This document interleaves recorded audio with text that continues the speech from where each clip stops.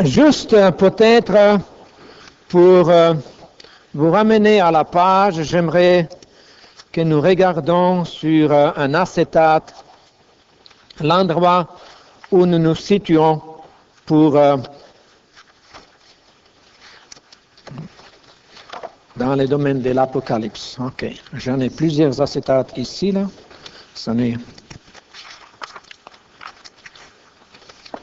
J'ai préparé un que j'ai mis déjà sur les projecteurs, mais je pensais que peut-être si nous regardons juste très rapidement l'ensemble de l'Apocalypse pour vous situer où nous sommes. Ok? Alors si nous regardons l'ensemble de l'Apocalypse, nous avons divisé l'Apocalypse en 3, les passés, les présents, les futurs. Les premiers chapitres, les passés, les deuxième et les troisième, les choses présentes, les temps de l'Église. Puis ensuite, nous avons pris une partie entre chapitres 6 et 18 que nous avons appelé les temps de la grande tribulation. Et c'est cette partie ici, chapitre 6 à 18, que nous sommes en train d'étudier actuellement. Et dans cette partie particulière, chapitre 6 à 18, nous avons trouvé qu'il y a une série des 3 fois 7, une série de 7 sons, une série de 7 trompettes et une série de 7 coupes, qui sont toujours les sons, les trompettes et les coupes. Ce sont des jugements qui sont déversés durant la grande tribulation sur le monde. Alors, nous avons regardé déjà l'ouverture des 7 sons, puis ensuite nous avons entendu les sons des 6 premières trompettes. Et la dernière fois, la semaine passée, nous avons arrivé à cette parenthèse ici, entre la 6e et la 7e trompette. Maintenant, ce que nous allons regarder, c'est cette partie qui suit chapitre 11, verset 15, jusqu'à la fin, et voir, elle introduit la série des 7 coupes des jugements de Dieu. Ok, je vais les laisser ici pour que vous puissiez les visualiser juste pour quelques instants, mais ensuite je vais l'étendre et nous n'aurons plus besoin de cela. Tournez s'il vous plaît avec moi dans l'Apocalypse, le chapitre 11e et le verset 15e.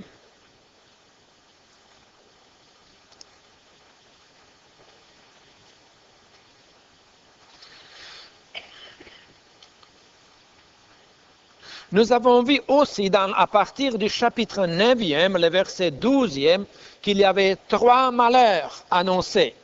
Au chapitre 11e, le verset 14e nous dit « Le second malheur est passé, voici le 3e malheur vient bientôt ». Et au verset 15e du même chapitre commence « Le 7e ange sonna de la trompette ». Alors, c'est cette trompette ici. Juste avant la trompette, il y avait une pause, chapitre 10 et chapitre 11e jusqu'au verset 14e. Maintenant, ce qui est très intéressant de constater que la trompette sonne au chapitre 11, verset 15, puis ensuite les chapitres 12, 13, 14 et 15, nous sommes conduits à nouveau derrière les coulisses des choses visuelles sur la terre et nous pouvons voir qu'est-ce qui se passe en arrière. Et actuellement, la première coupe qui est versée commence à partir du chapitre 16e. En réalité, les 7 coupes sont toutes versées dans le chapitre 16e. Elles se succèdent une après l'autre, très très rapidement. Alors la succession est très rapide. Alors j'aimerais tout simplement vous dire, les sons de la 7e trompette, ce que nous allons faire pour... pas juste ce soir, parce que ce n'est pas possible de couvrir chapitre 12, 13, 14 et 15. Il y a des choses vraiment merveilleuses que j'aimerais que nous regardions ensemble, que nous commençons à regarder ensemble ce soir, et nous allons faire la suite la semaine prochaine, parce que le chapitre 12e est véritablement un chapitre sur lequel il y a beaucoup des enseignements extrêmement importants pour les enfants de Dieu. Ce soir, je voulais donner comme introduction au chapitre 12e les sons de la 7e trompette et souligner quelques vérités, quelques pensées dans les versets qui sont devant nous. Nous allons voir où est-ce que nous allons être capables d'arriver. Quand ce sera le temps, je vais arrêter et nous allons continuer la semaine prochaine. Ok, alors, verset 15. Le septième ange sonna de la trompette et il y eut dans les ciels des fortes voix qui disaient, le royaume du monde est remis à notre Seigneur et à son Christ, et il régnera au siècle des siècles. J'aimerais tout simplement vous rappeler quelque chose jusqu'à présent. Nous avons pu constater que selon la septième trompette, ce jugement des coupes commence. Mais il y a une chose très intéressante à noter ici, à la septième trompette, c'est qu'au chapitre 8, les versets premiers, regardez, un parallèle. Il dit, quand il ouvrit le septième sceau, il y eut dans le ciel un silence d'environ une demi-heure. Vous rappelez-vous de ça? Nous en avons parlé. Alors, l'introduction de la série des 7 trompettes débute avec un silence. Maintenant, si vous regardez l'introduction des 7 coupes ou les sons de la septième trompette, c'est juste le contraire. Parce que les sons de la septième trompette introduit une joie dans les ciels. Tout d'un coup, nous trouvons que dans les ciels, il y a des fortes voix. Un cri, une réjouissance qui disait, le royaume du monde est remis à notre Seigneur et son Christ, et il régnera au siècle des siècles. Quelqu'un a suggéré que c'est quelque chose à comparer comme dans les messies du Handel, le chœur de Alléluia. C'est vraiment une exclamation merveilleuse qui se passe au ciel. Ok, je vais faire la lecture, puis ensuite nous allons revenir et faire quelques commentaires. Et les 24 vieillards qui étaient assis devant Dieu sur leur trône se prosternèrent sur leur face et ils adorèrent Dieu en disant, « Nous te rendons grâce, Seigneur Dieu Tout-Puissant, qui était de ceux que tu as saisi ta grande puissance et pris possession de ton règne. Les nations se sont irritées et ta colère est venue, et le temps est venu de juger les morts, de récompenser tes serviteurs, les prophètes, les saints et ceux qui craignent ton nom, les petits et les grands, et de détruire ceux qui détruisent la terre. Et le temple de Dieu dans le ciel fut ouvert, et l'arche de son alliance apparut dans son temple, et il y eut des éclairs, des voix, des tonnerres, et un tremblement de terre, et une forte grêle. Ok, alors j'aimerais arrêter ici. Il y a certaines pensées, je n'ai pas à vous dire combien de tout de suite, je vais vous les dire tout à l'heure. Première chose que j'aimerais vous faire remarquer, c'est en réalité la joie dans les ciels et sur le fait que le royaume du monde est maintenant remis au Seigneur Jésus. En réalité, ce qu'il est en train de dire, le temps n'est plus un facteur.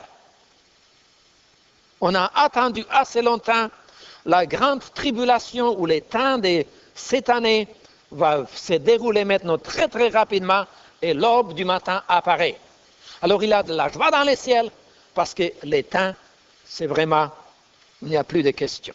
Deuxième chose que nous remarquons au sujet de ce royaume du monde, qu'en effet, il s'agit non seulement d'un royaume, on peut les regarder en singulier ou en pluriel, mais ça revient exactement à la même chose.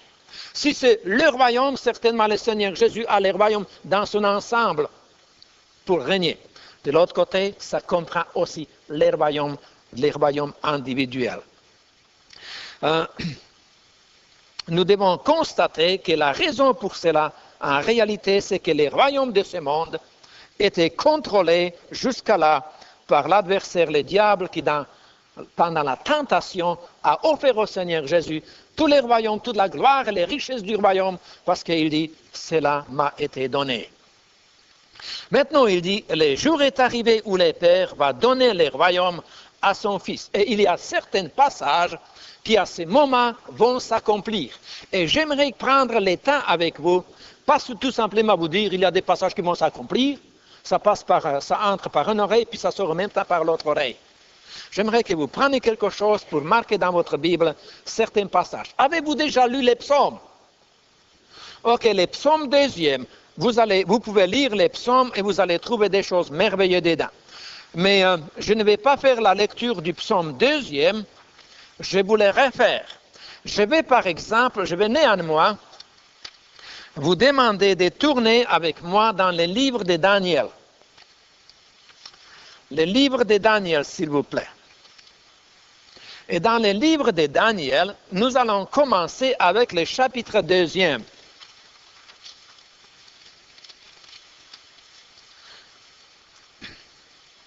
Vous rappelez-vous, si vous avez déjà lu le livre de Daniel, vous rappelez-vous que le roi Nebuchadnezzar, le roi babylonien, il a vu une grande statue.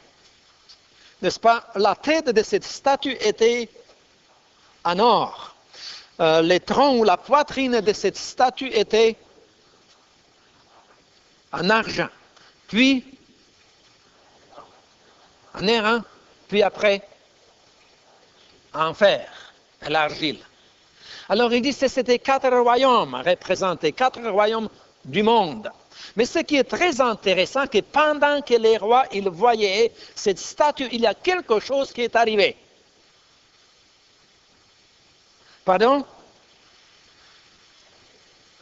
Ok, ils voyaient une pierre qui s'est détachée d'une montagne, s'est roulée et a frappé cette statue qui était réduite en morceaux. Chapitre 2, le verset 31. Ô roi, Daniel parle maintenant, chapitre 2, verset 31. Il dit, ô roi, tu regardais et tu voyais une grande statue. Cette statue était immense et d'une splendeur extraordinaire. Elle était debout devant toi et son aspect était terrible. La tête de cette statue était d'or pur. Sa poitrine et ses bras étaient d'argent et son ventre et ses cuisses étaient d'airain. Ses jambes de fer, ses pieds en partie de fer et en partie d'argile. Tu regardais, et ainsi de suite, il dit, au verset 35, il dit, alors le fer, l'argile, l'airain, l'argent, l'or furent brisés ensemble et dévarés comme la balle qui s'échappe d'une aire en été. J'ai manqué le verset 34, c'est ça? Tu regardais lorsque une pierre se détacha sans le secours d'une main, frappant les pieds des fers, d'argile et de la statue et les mit en pièces. Ok. Si vous regardez dans ces mêmes passages, un petit peu plus loin, vous allez trouver quelque chose de très intéressant, verset 44. Il dit, dans l'état de ces rois, le Dieu des cieux suscitera un royaume qui ne sera jamais détruit et qui ne passera point sous la domination d'un autre peuple. Il brisera et anéantira tous les royaumes-là. Et lui-même subsistera éternellement. C'est ce qu'indique la pierre que tu as vue de se détacher de la montagne sans le secours d'aucune main. Alors cette pierre, ça c'est quelqu'un que nous connaissons et que nous aimons, que nous appelons les rois des rois et les seigneurs des seigneurs. Si vous tournez la page, vous allez trouver dans le chapitre 4e, quelque chose qui est fort semblable. Il dit au verset 2,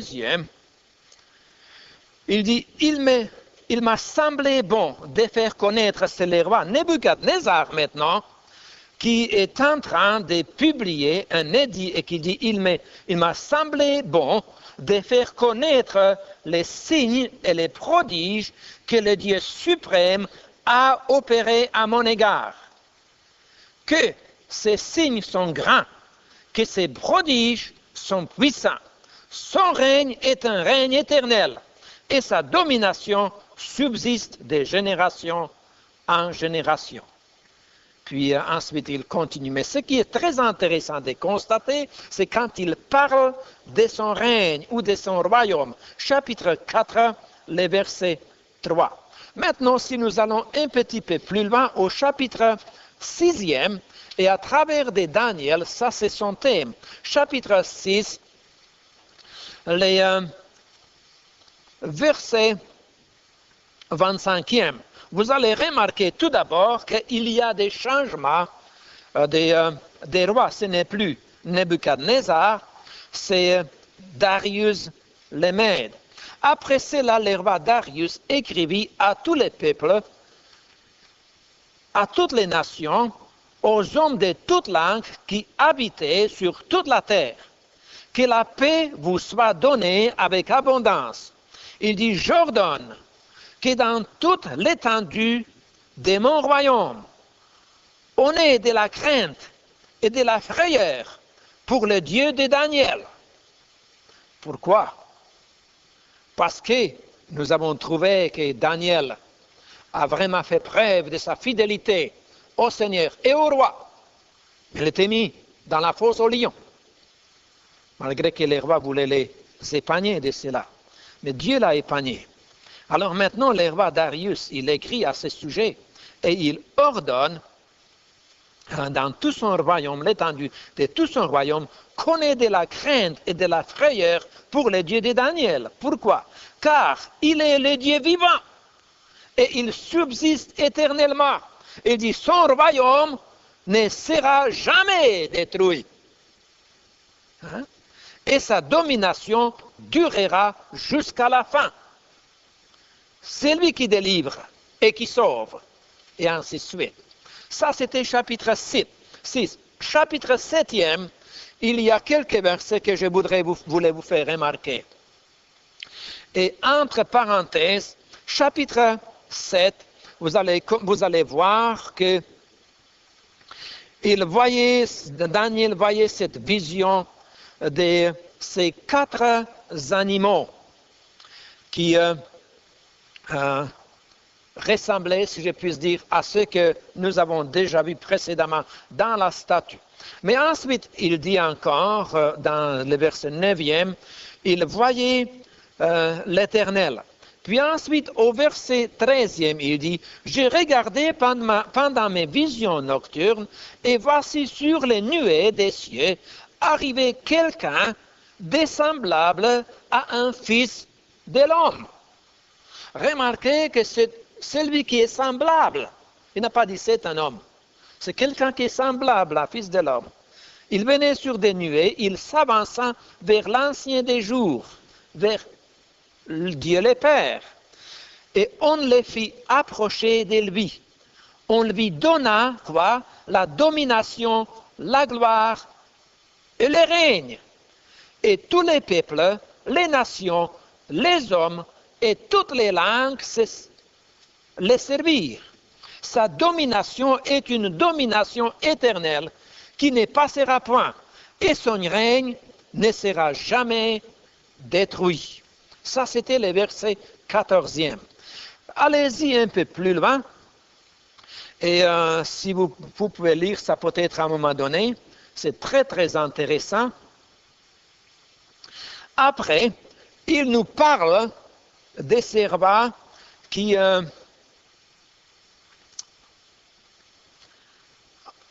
de l'Antéchrist. Mais au verset 25, il dit, il prononcera, cet Antéchrist, prononcera des paroles contre le Très-Haut. Il opprimera les saints du Très-Haut et il espérera changer les temps et la loi. Et les saints seront livrés entre ses mains pendant un temps, des temps et la moitié d'un temps. Qu'est-ce que ça ressemble à l'Apocalypse? Hein? Non? Un temps, 2 temps et la moitié d'un temps. Ça fait 3 temps et demi. Puis viendra le jugement. et on lui ôtera sa domination qui sera détruite et anéantie pour jamais. Verset 27. Le règne, la domination et la grandeur de tous les royaumes qui sont sous les cieux, alors là, on ne peut pas dire qu'il s'agit du royaume dans les cieux, parce qu'il est dit très clairement que ce sont les royaumes qui sont sous les cieux, seront donnés au peuple des saints. C'est qui ça?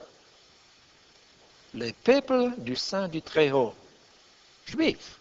Son règne est un règne éternel, et tous les dominateurs les serviront et lui obéiront. Et là, quand on regarde dans les livres de l'Apocalypse, nous trouvons quelque chose qui ressemble tellement, n'est-ce pas, à ça. Et en réalité, nous trouvons que c'est vraiment l'accomplissement.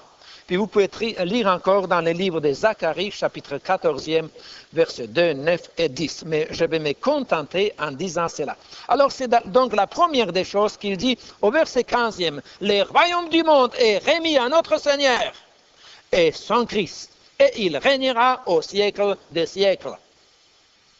Donc le temps arrive, où le Seigneur Jésus va être roi de toute la terre. Et non seulement qu'il va régner sur la terre pendant 1000 ans, il va régner désormais éternellement. Ça, c'est merveilleux, première des choses. Deuxième chose que nous remarquons au verset 16e. Verset 16, il nous dit qu'il voyait ces 24 vieillards.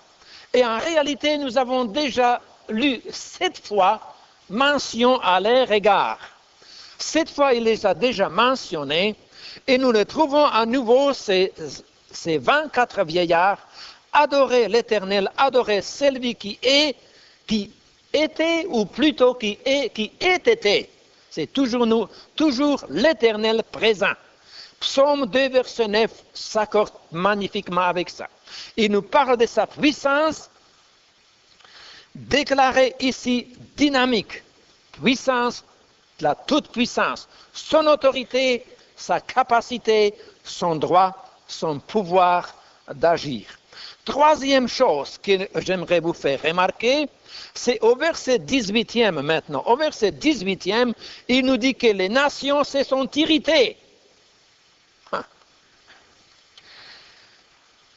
Le fait que le Seigneur Jésus prend le contrôle, ça soulève une rébellion dans l'homme rebelle. Et d'ailleurs, aujourd'hui, tout le temps, on peut voir cette résistance contre Dieu, contre le Seigneur Jésus constamment. Mais à ce moment, ça va être pareil, comme si je puisse dire, comme quelque chose qui ne peut se plus contenir, qui éclate. Alors il nous dit que les nations sont en colère. La colère de l'homme est une colère impotente, impuissante. La colère de Dieu est une colère omnipotente, n'est-ce pas?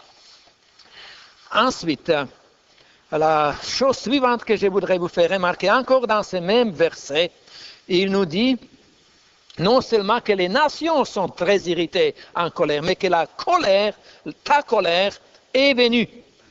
Et le temps de juger les morts aussi est venu. Au chapitre 16e, regardez, c'est là où commence l'ouverture des... Pas l'ouverture, je suis habitué de dire l'ouverture des sceaux. Alors, au chapitre 16e, il dit, et j'ai entendu une voix, verset 1er, et j'ai entendu une voix forte qui venait du temple et qui disait aux 7 anges, allez et versez sur la terre les 7 coupes de la colère de Dieu. Nous avons dit que les chapitres 15 ou chapitres 12, 13, 14 et 15 forment la pause. Nous regardons tout simplement en arrière des coulisses des choses qui sont en train de se dérouler. C'est un coup d'œil en arrière. Alors, Il nous parle ici dans l'ouverture ou la leçon de la 7e trompette de cette colère qui tout à l'heure dans le chapitre 16e va commencer à se dérouler. Entre les temps, nous regardons cette parenthèse. La colère, sa juste colère contre les péchés, contre la rébellion. En réalité, la patience de Dieu qui était prolongée constamment comme dans les temps de Noé. Dieu a prolongé sa patience. Il a patienté longtemps.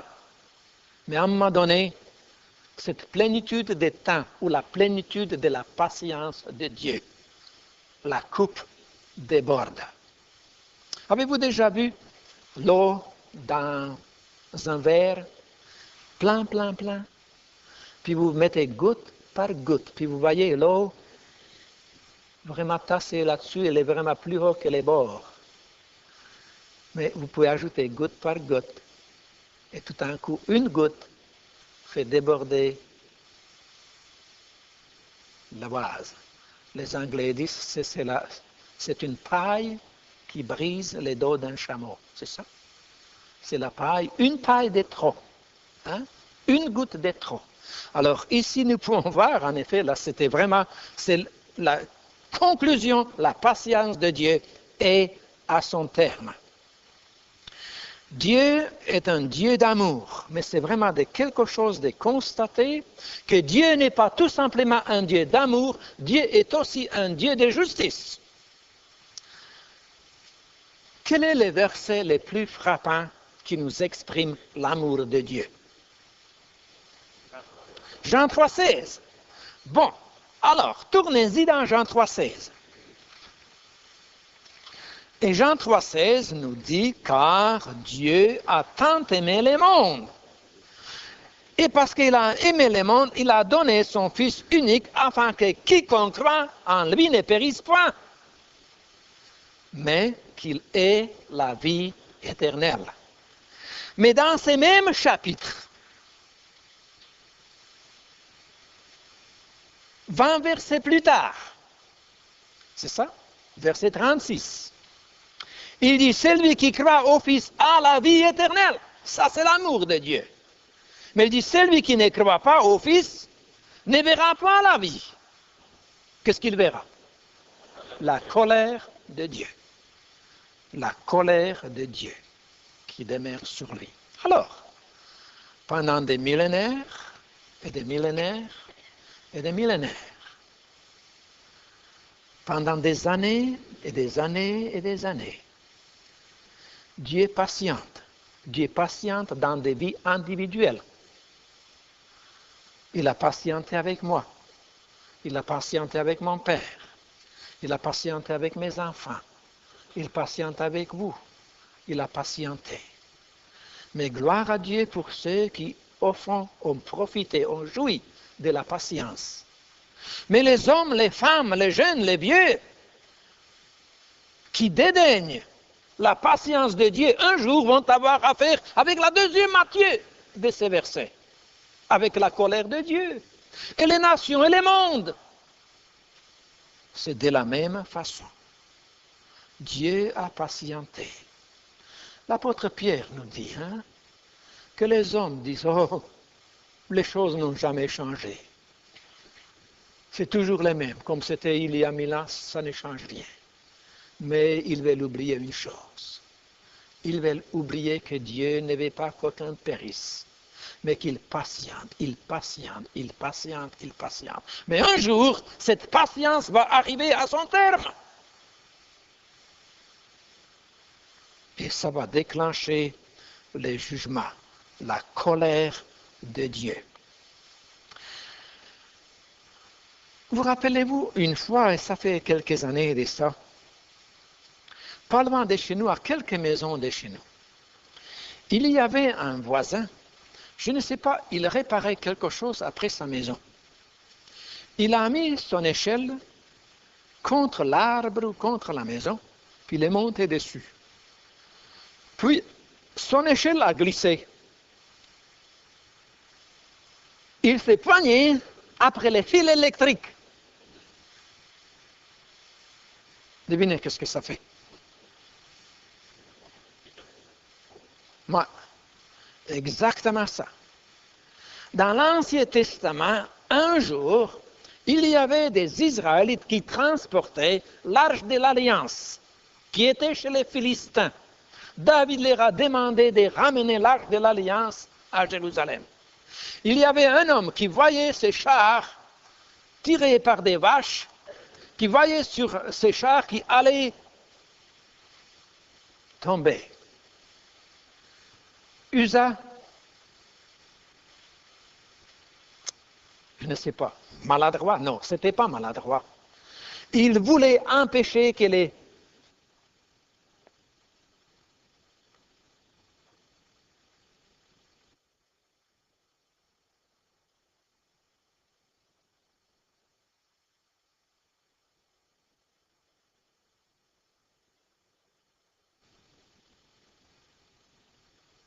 de Dieu.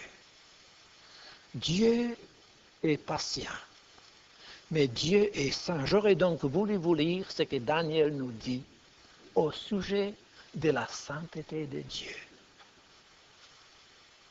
La parole de Dieu nous dit que c'est une chose terrible de tomber entre les mains du Dieu vivant, qui est un feu dévorant. La colère de ce Dieu, à ce moment-là, il dit venu. Ésaïe dit, les jours de l'Éternel, les jours de la colère est venu. Dans ce même verset, il nous dit que c'est le temps de juger, le temps de jugement. Et ce qui est merveilleux de constater, c'est que les enfants de Dieu ne seront pas jugés. Parce que le Seigneur Jésus a dit, celui, en vérité, je vous l'ai dit, celui qui, pouvez-vous le dire avec moi? Jean 5, 25, 24. Celui qui écoute ma parole, qui croit en celui qui m'a envoyé, à la vie éternelle. Il ne vient pas en jugement. Il est passé de la mort à la vie. Hein? En plus de ça, si vous regardez dans les chapitres 20e de l'Apocalypse, tournez pas tout de suite là, parce que ça nous prendrait du temps. Tournez pas. Mais je vais vous le dire, dans les chapitres 20e de l'Apocalypse, vous allez trouver qu'avant l'établissement du royaume des 1000 ans, il y a la première résurrection. Et c'est à ce moment-là que les enfants de Dieu ressuscitent. Pas pour aller dans les jugements, mais pour aller et pour régner avec le Seigneur Jésus. Les autres morts, les inconvertis, vont revenir. Ils ne parlent pas qu'ils vont revenir à la vie, parce que la vie c'est le bien, mais ils vont revenir au jugement. Revenir au jugement, à la condamnation, pour entendre leur verdict de leur condamnation, de ce qu'ils ont vraiment mérité. Ce qui est très intéressant encore de constater au verset 18e, il y en a des choses au verset 18e. Hein? Non seulement qu'il dit au verset 18e que les nations sont irritées, sont en colère, que la colère de Dieu est venue, que le temps de juger est venu, le temps de juger les morts est venu, mais aussi il dit que le temps de récompenser les serviteurs, les prophètes et les saints, et de ceux qui craignent son nom, leur temps aussi est venu. Puis ensuite alors, il dit dans ces mêmes versets, et de détruire ceux qui détruisent la terre. Et le temps est aussi venu. Puis, au verset 19e, il dit, et le temple de Dieu dans le ciel fut ouvert, et l'arche de son alliance apparut dans son temple. Merveilleux. Dieu n'a pas oublié son alliance, ses promesses. Tout d'un coup, cette l'arche, cette alliance est en évidence. Chapitre 12e commence comme ça. Un grand signe parut dans le ciel. Une femme enveloppée du soleil, la lune sous ses pieds et une couronne de 12 étoiles sur sa tête. Elle était enceinte et elle criait, étant en travail, et dans les douleurs de l'enfantement. Un autre signe parut encore dans le ciel. Et voici, c'était un grand dragon rouge, ayant 7 têtes et 10 cornes, et sur ses têtes 7 diadèmes. Sa queue entraînait les tiers des étoiles du ciel et les jetait sur la terre. Les dragons s'étendent devant la femme qui allait enfanter, afin de dévorer son enfant. Lorsqu'elle aura enfanté, elle enfanta un fils, littéralement un fils mâle, qui doit paître toutes les nations avec une verge de fer. Qui c'est encore? Et son enfant fut enlevé vers Dieu et vers son trône. Et la femme s'enfuit dans le désert, où elle avait un lieu préparé par Dieu, afin qu'elle fût nourrie pendant 1260 jours. Un temps, 2 temps et la moitié d'un temps. Hein? Un temps, 2 temps et la moitié d'un temps. Ça fait encore la même chose. 1260 jours correspond à 3 ans et demi ou à combien de mois? 42 mois. Hein? Vous ne trouvez pas que c'est très intéressant? Ok. Je ne vais pas vraiment entrer trop en détail, je vais juste vous faire une petite introduction. Dans ces chapitres ici, il y a des choses qui sont extrêmement intéressantes. Alors, il importe ici d'identifier les personnages d'abord. C'est ça que nous allons faire. Nous allons identifier les personnages. Qui étaient les personnages ici? Il y avait une femme enceinte, puis il y avait un enfant mâle, puis il y avait un dragon rouge. Alors, nous voulons identifier ces 3 personnages, puis ensuite, nous voulons aussi regarder quel était leur rôle. Quel rôle que ces 3 personnages jouent. Puis après, la 3e question que nous voulons nous poser, c'est quelle est la leçon pratique que nous devons en tirer. C'est ça, ces 3 choses que j'aimerais que nous fassions. Alors, en regardant derrière ces coulisses, nous pouvons voir ces choses, ces 3 personnages. Hélas, je ne pense pas que c'est le temps ce soir de faire ça.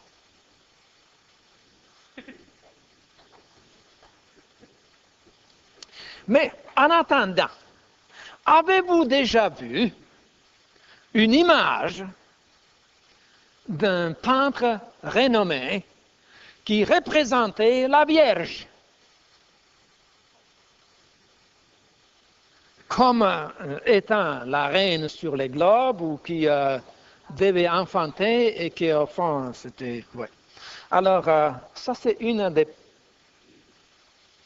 Comment ça s'appelle une des propositions, c'est une avance que ça c'est la Vierge Marie. Je ne crois pas, par exemple. Je voudrais que vous sachiez. Mais en réalité, c'est mieux qu'on arrête ici. C'est mieux d'arrêter sur l'appétit, parce que comme ça, je sais que vous allez venir la semaine prochaine. Pardon?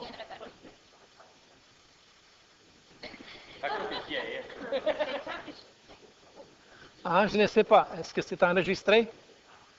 Bon, paraît que c'est enregistré. OK. Alors, avant que je laisse ma place à mon collègue,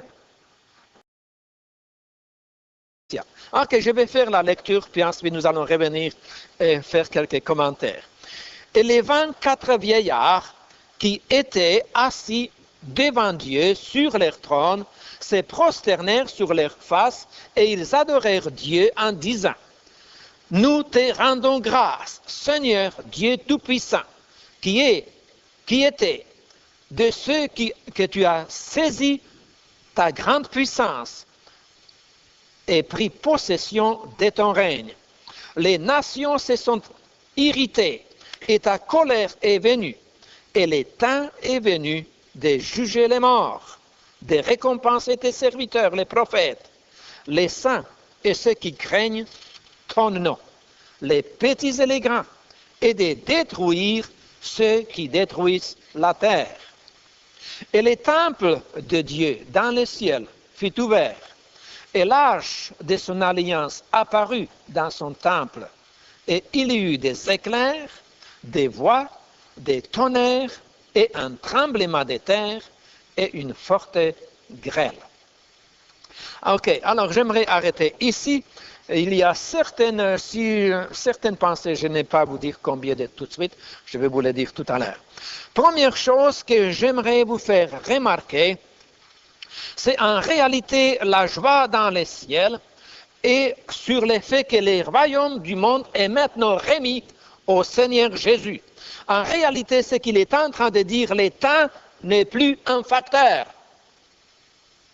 On a attendu assez longtemps la grande tribulation où le temps de cette année va se dérouler maintenant très très rapidement et l'aube du matin apparaît. Alors il y a de la joie dans les ciels parce que le temps, c'est vraiment, il n'y a plus de questions. Deuxième chose que nous remarquons au sujet de ce royaume du monde, qu'en effet, il s'agit non seulement d'un royaume, on peut les regarder en singulier ou en pluriel, mais ça revient exactement à la même chose. Si c'est le royaume, certainement le Seigneur Jésus a le royaume dans son ensemble pour régner. De l'autre côté, ça comprend aussi les royaumes individuels. Nous devons constater que la raison pour cela, en réalité, c'est que les royaumes de ce monde étaient contrôlés jusqu'à là par l'adversaire, le diable, qui pendant la tentation a offert au Seigneur Jésus tous les royaumes, toute la gloire et les richesses du royaume, parce qu'il dit, cela m'a été donné. Maintenant, il dit, le jour est arrivé où le Père va donner les royaumes à son Fils. Et il y a certains passages qui, à ce moment, vont s'accomplir. Et j'aimerais prendre le temps avec vous, pas tout simplement vous dire, il y a des passages qui vont s'accomplir, ça entre par une oreille, puis ça sort en même temps par l'autre oreille. J'aimerais que vous preniez quelque chose pour marquer dans votre Bible certains passages. Avez-vous déjà lu les psaumes? Ok, les psaumes deuxième. Vous pouvez lire les psaumes et vous allez trouver des choses merveilleuses dedans. Mais je ne vais pas faire la lecture du psaume deuxième, je vous les refaire. Je vais néanmoins vous demander de tourner avec moi dans le livre de Daniel. Le livre de Daniel, s'il vous plaît. Et dans le livre de Daniel, nous allons commencer avec le chapitre 2.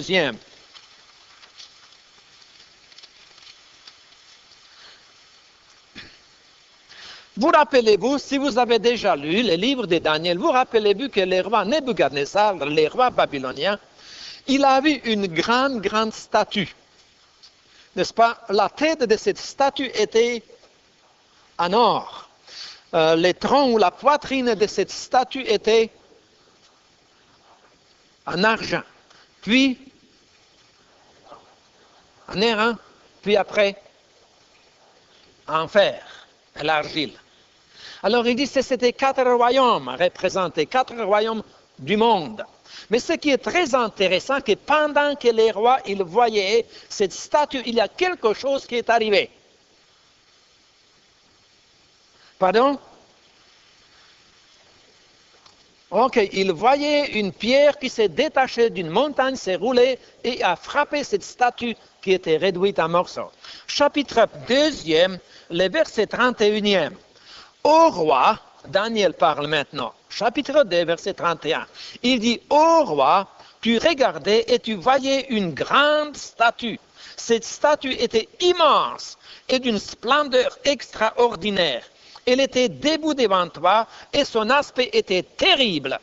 La tête de cette statue était d'or pur. Sa poitrine et ses bras étaient d'argent et son ventre et ses cuisses étaient d'airain. Ses jambes de fer, ses pieds en partie de fer et en partie d'argile.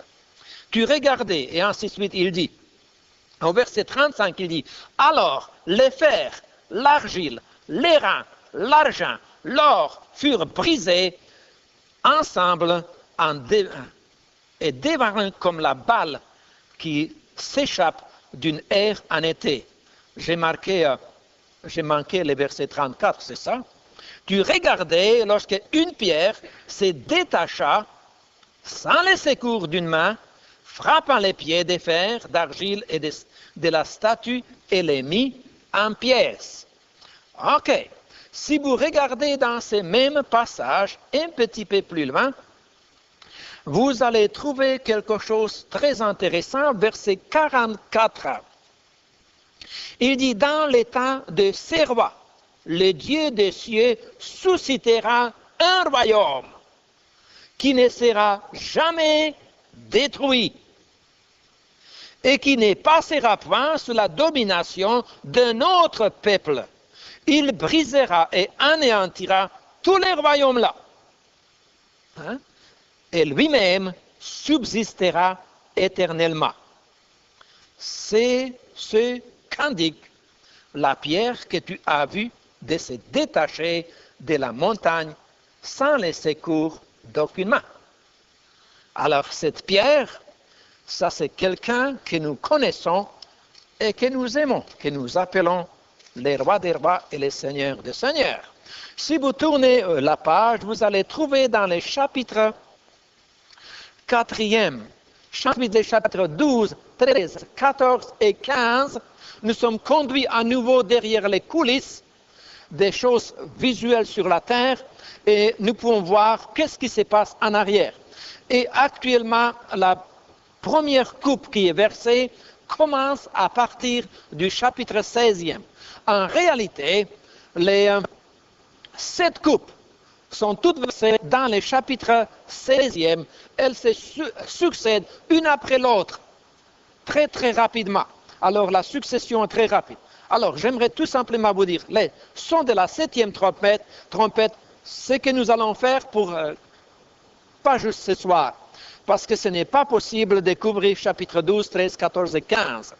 Il y a des choses vraiment merveilleuses que j'aimerais que nous regardions ensemble, que nous commençons à regarder ensemble ce soir, et nous allons faire la suite la semaine prochaine, parce que le chapitre 12e est véritable un chapitre sur lequel il y a beaucoup des enseignements extrêmement importants pour les enfants de Dieu. Ce soir, je voulais donner comme introduction au chapitre 12e les sons de la 7e trompette et souligner quelques vérités, quelques pensées dans les versets qui sont devant nous. Nous allons voir où est-ce que nous allons être capables d'arriver. Quand ce sera le temps, je vais arrêter et nous allons continuer la semaine prochaine. Ok, alors, verset 15. Le 7e ange sonna de la trompette et il y eut dans le ciel des fortes voix qui disaient, le royaume du monde est remis à notre Seigneur et à son Christ, et il régnera au siècle des siècles. J'aimerais tout simplement vous rappeler quelque chose jusqu'à présent. Nous avons pu constater que selon la 7e trompette, ce jugement des coupes commence.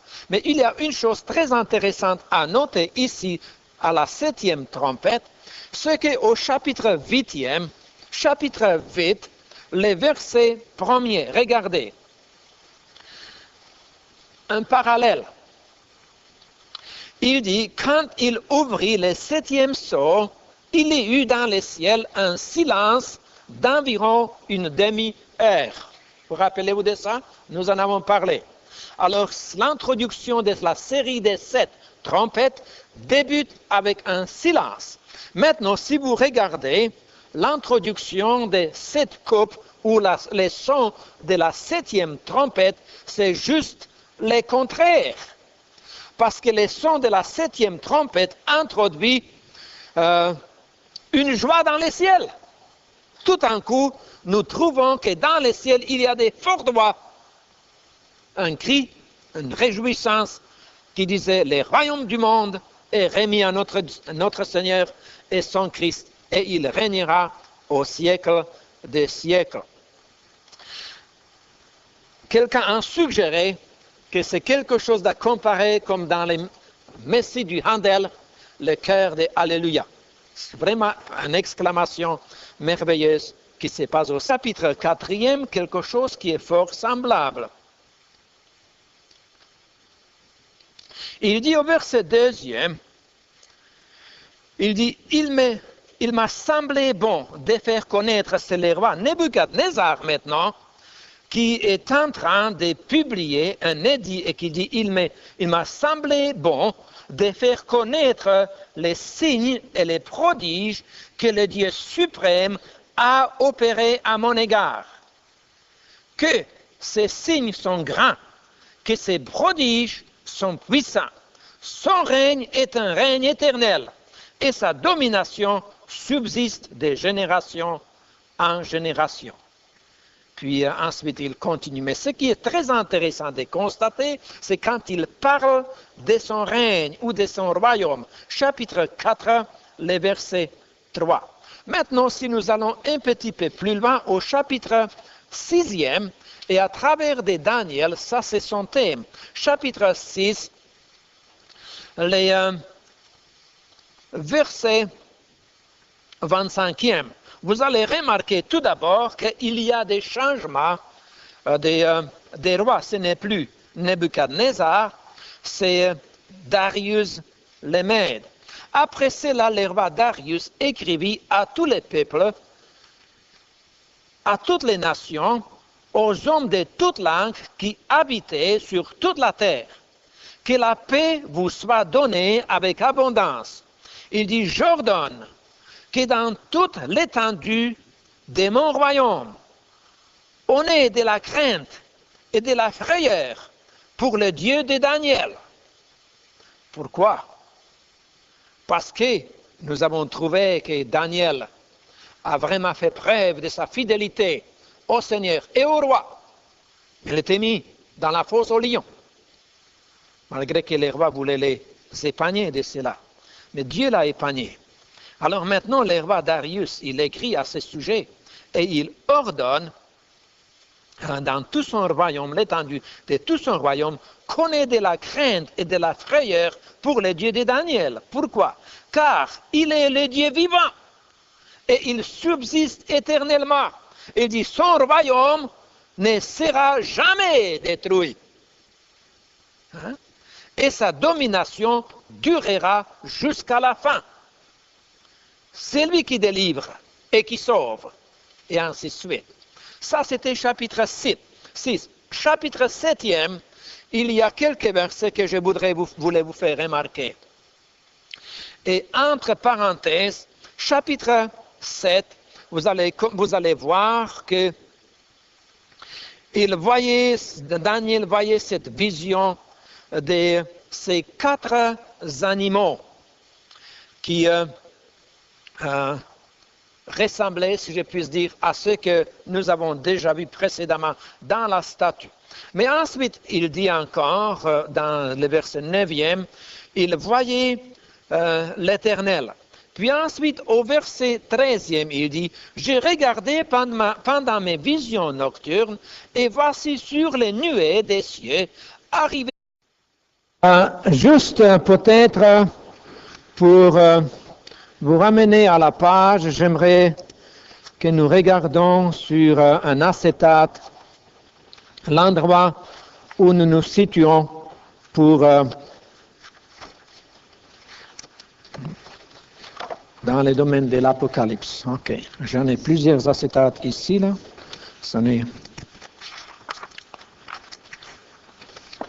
J'ai préparé un que j'ai mis déjà sur les projecteurs, mais je pensais que peut-être si nous regardons juste très rapidement l'ensemble de l'Apocalypse pour vous situer où nous sommes. Ok? Alors si nous regardons l'ensemble de l'Apocalypse, nous avons divisé l'Apocalypse en 3, les passés, les présents, les futurs. Les premiers chapitres, les passés, les deuxième et les troisième, les choses présentes, les temps de l'Église. Puis ensuite, nous avons pris une partie entre chapitres 6 et 18 que nous avons appelé les temps de la grande tribulation. Et c'est cette partie ici, chapitre 6 à 18, que nous sommes en train d'étudier actuellement. Et dans cette partie particulière, chapitre 6 à 18, nous avons trouvé qu'il y a une série des 3 fois 7, une série de 7 sons, une série de 7 trompettes et une série de 7 coupes, qui sont toujours les sons, les trompettes et les coupes. Ce sont des jugements qui sont déversés durant la grande tribulation sur les mondes. Alors, nous avons regardé déjà l'ouverture des 7 sons, puis ensuite nous avons entendu les sons des 6 premières trompettes. Et la dernière fois, la semaine passée, nous avons arrivé à cette parenthèse ici, entre la 6e et la 7e trompette. Maintenant, ce que nous allons regarder, c'est cette partie qui suit chapitre 11, verset 15, jusqu'à la fin, et voir, elle introduit la série des 7 coupes des jugements de Dieu. Ok, je vais vous les laisser ici pour que vous puissiez les visualiser juste pour quelques instants, mais ensuite je vais l'étendre et nous n'aurons plus besoin de cela. Tournez s'il vous plaît avec moi dans l'Apocalypse, le chapitre 11e et le verset 15e.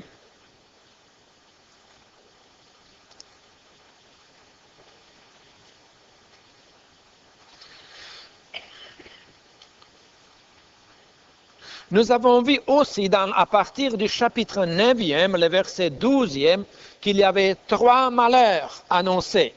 Au chapitre 11e, le verset 14e nous dit « Le second malheur est passé, voici le 3e malheur vient bientôt ». Et au verset 15e du même chapitre commence « Le 7e ange sonna de la trompette ». Alors, c'est cette trompette ici.